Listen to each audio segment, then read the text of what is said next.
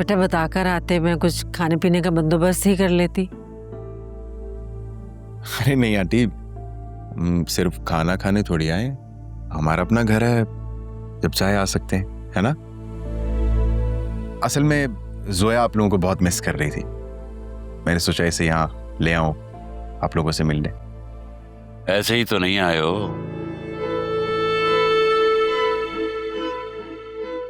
कोई ना कोई बात और काम तो जरूर होगा।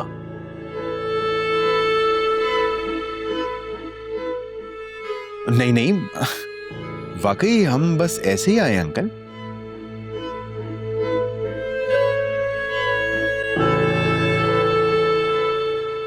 बाबा, मैं चाहती हूँ आप मुझे छोटा सा घर या अपार्टमेंट ले दें।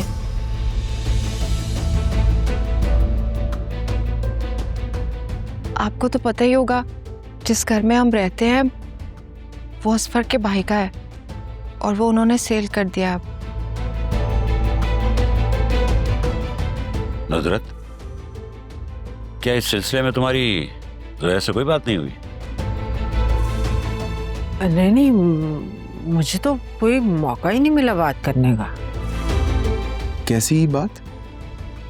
हमने डिसाइड किया है कि जितना किराया तुम लोग दे सकते हो उतना ही हम लोग भी दे दिया करेंगे। इस तरह तुम्हें किसी अच्छी जगह पे 3 बेड का अपार्टमेंट तो मिल ही जाएगा। लेकिन बाबा, वो मेरा अपना घर थोड़ी होगा। बेटा, ये तो अब तुम्हारे शौहर का फर्ज है कि तुम्हारी पसंद की सोसाइटी में तुम्हारी पसंद का घर तुम्हें दिलाए। हम तो बस इतना ही कर सकते हैं, और आजकल के हालात में तो ये भी बहुत है। बाबा, क्या आप मुझे एक फ्लैट नहीं लेकर दे सकते? बाबा, मैं जिंदगी भर आपसे कुछ नहीं मांगूंगी, कुछ नहीं। तो साफ साफ कहो ना बेटा, विरासत में हिस्सा मांगने आई हो।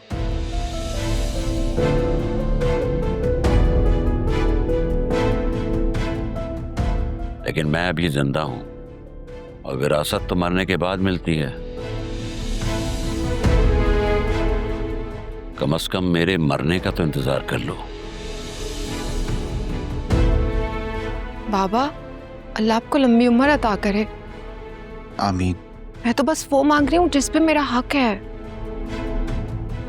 बेटा, तुम्हें नहीं लगता कि हमने कुछ ज्यादा ही तुम्हारे हुकूक पूरे कर दिए हैं और अपने फराइज से ज्यादा तुम्हारे हुकूक अदा किए? बाबा, एक फर्ज और पूरा कर दें।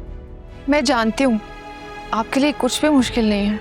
हाँ, ठीक कहती हो, लेकिन मुझे तुम्हारे शौहर की नीयत पर शक है।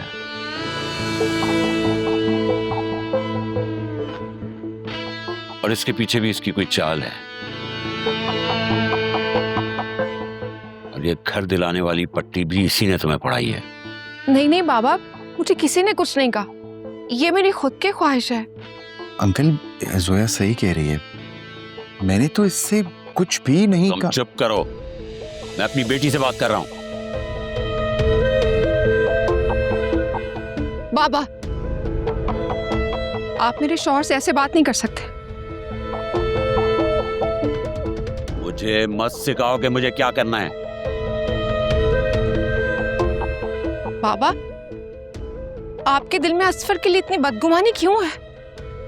असफर बिल्कुल बदल गए हैं, वो पहले जैसे बिल्कुल नहीं रहे। क्योंकि ये एक बेईमान इंसान है।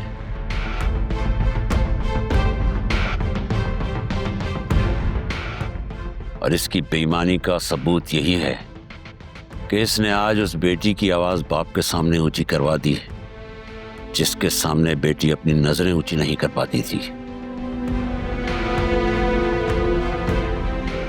बाबा, बार बार असफर को क्यों बीच में ला रहे? उन्होंने कुछ नहीं किया। जोया, जोया प्लीज, हम अब बड़े हैं, आराम से तो बात करो यार। और मैंने कहा था ना तुमसे, वो नहीं मानेंगे, छोड़ो बस। देखो, इसे देखो, लहजा देखो इसका, ये उकसा रहा है तुम्हें।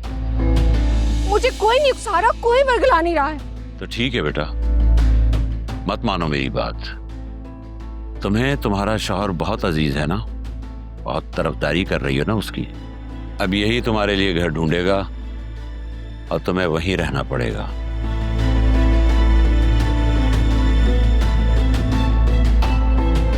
ठीक है, अब मैं जानू और मेरा शौहर।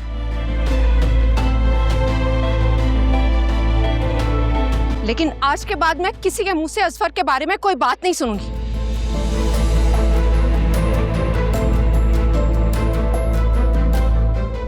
सोया, प्लीज क्या कर रही हो तुम? बैठकर बात कर लो ना। अब बात करने के लिए कुछ नहीं बचा।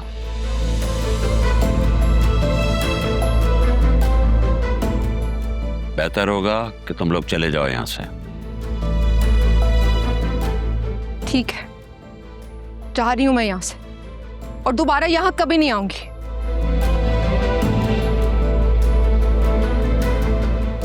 जिस घर में आपके शौहर की इज्जत ना हो, वहां ना बेइज्जती जैसा है।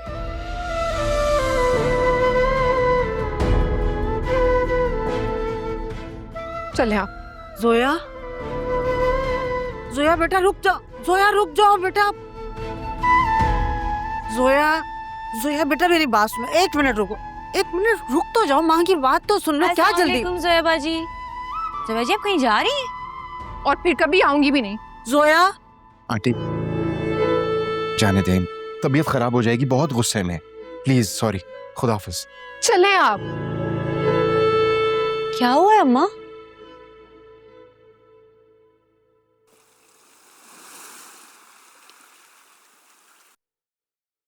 ये तुमने मुझे इतनी इमरजेंसी में क्यों बुलाया है?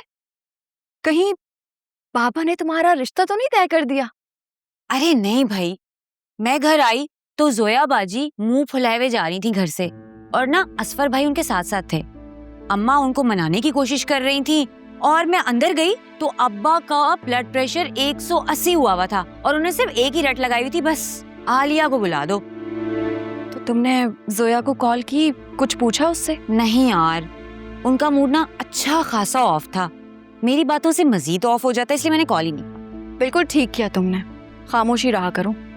और वैसे भी तुम्हारी खामोशी ना काफी बेहतर रहती है। अब चलें? और तुम ना ज्यादा चौड़े में मत रहा करो, कम तुम भी नहीं हो। बाबा को शीशे में क्या उतार लिया, आलिया ना हो गई पीरनी कहीं की। अरे चलो अब।